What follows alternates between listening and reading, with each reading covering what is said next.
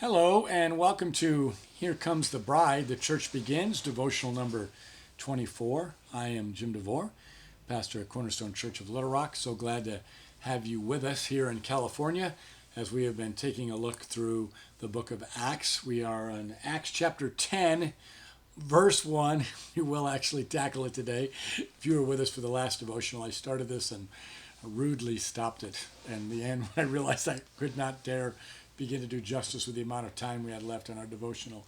So we will tackle it. Now, I do not know if we'll get through this entire story today. Certainly not the entire chapter. The entire chapter and the entire story is about, 48 verses long. So it's probably going to take us at least 2 days, maybe even 3 or more, to tackle this great story in the scripture.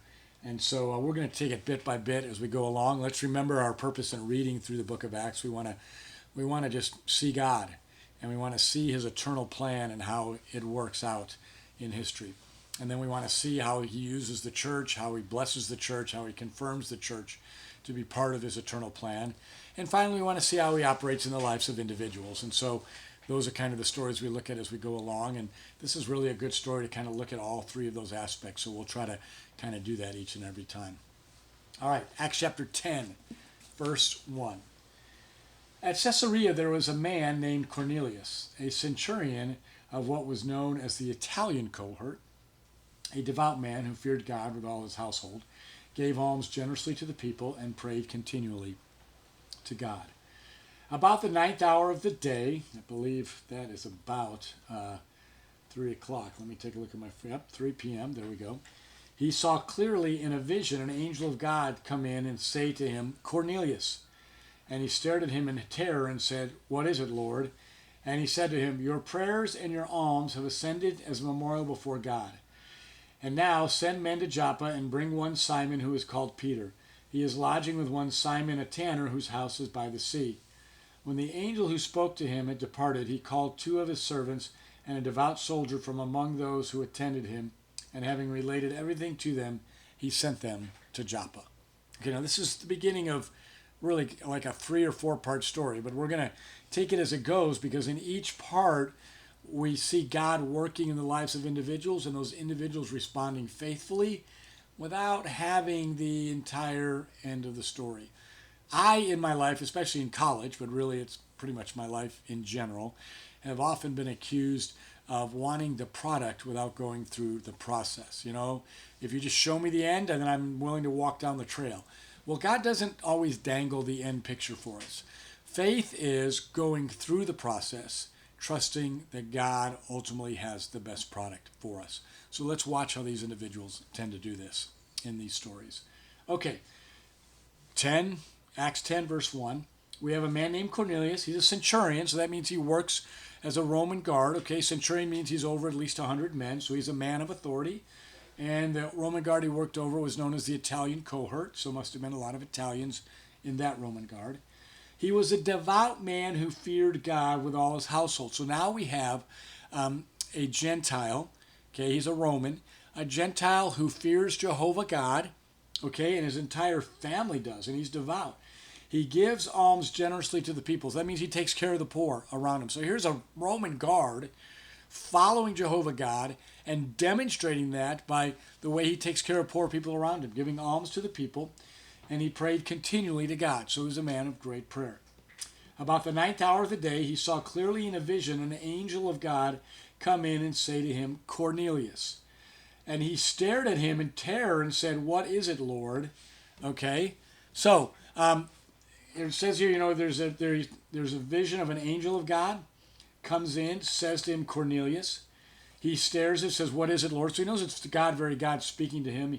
He is in terror because if you've met God face to face, you're not gonna have a fluffy little huggable individual. You're gonna have a holy, awesome, righteous, all-powerful God.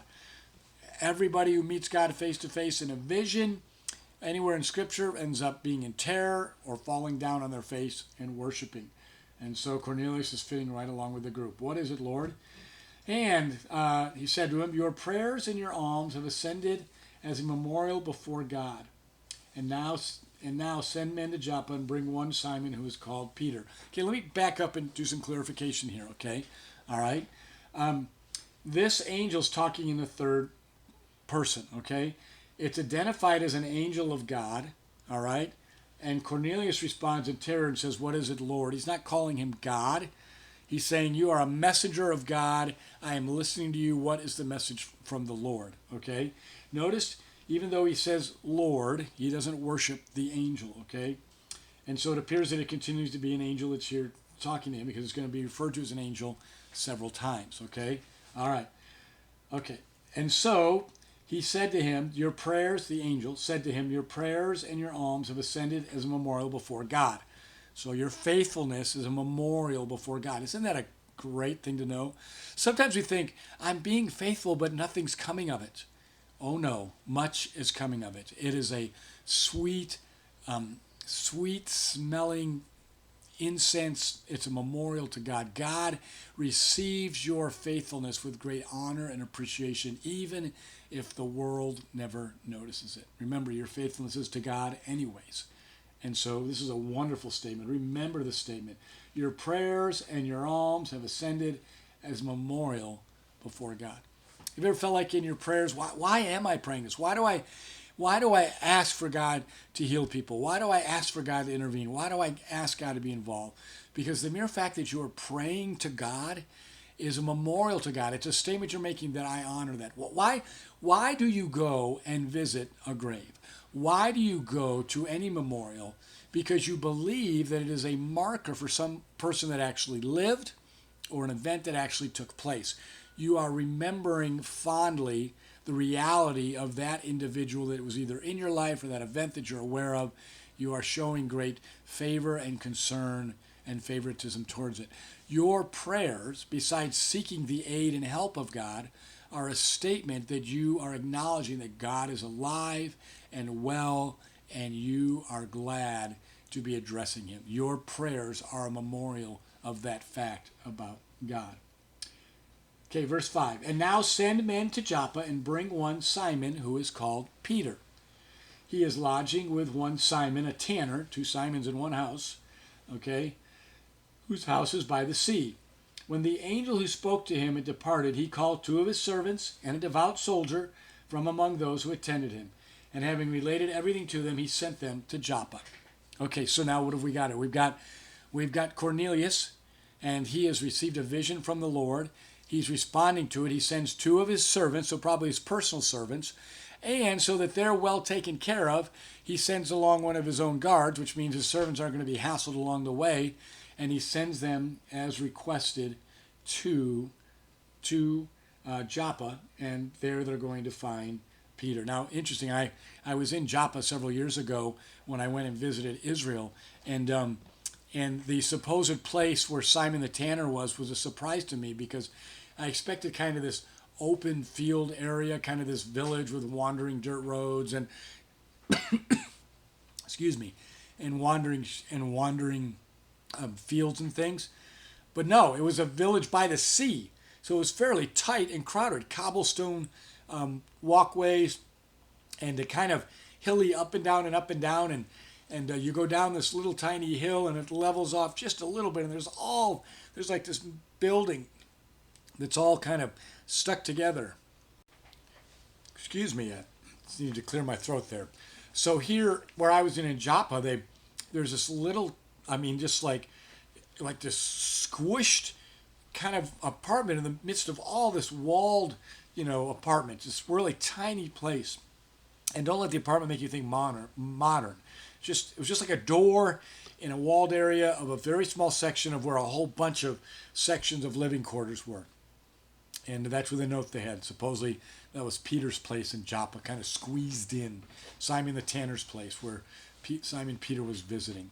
So that's kind of what you saw there. Little tiny place. And so it's Cornelius sends his men to the sea, and he's going to go to look for Simon who's called Peter, and then we'll continue the rest of this story in the next couple of days, but we're going to see why God called him. Okay, so let's just talk quickly. Kind of got ahead of myself to talk about Peter and my excitement there. let's just quickly talk about God's eternal plan. Okay, God is concerned for both Jews and Gentiles, believers and unbelievers, men of low estate and men of great authority.